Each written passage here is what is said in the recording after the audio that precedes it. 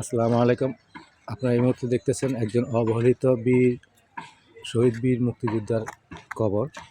স্থানটি হচ্ছে চাঁদপুর জেলা ফরিদগঞ্জ থানা গাজীপুর ধানুয়া গ্রামের মাঝখানে।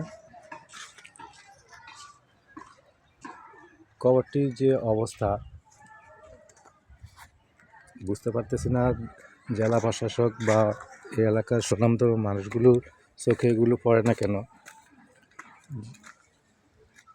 এলাকার স্থানীয় মানুষের সাথে আলোচনা করে জানা যায় যে ইনি যুদ্ধে সরাসরি অংশগ্রহণ অবস্থায় শহীদ হন। তাৎক্ষণিকভাবে ওনার কোনো নাম পরিচয় না জানার কারণে এলাকার সবাই এখানে তাকে দাফন করা হয়।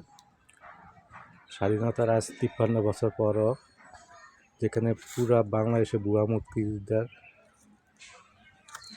সয়লাভ, বাংলাদেশকে অর্থনৈতিকভাবে ধ্বংস করে দেওয়া সেই ভুয়া মুক্তিযোদ্ধাদের বিশাল বিশাল অট্টালিকা দেখে খুব অসহায় লাগে। সেখানে দেখুন একজন অসহায় অবহেলিত শহীদ বীর মুক্তিযোদ্ধার কবরটি কীভাবে পড়ে আছে।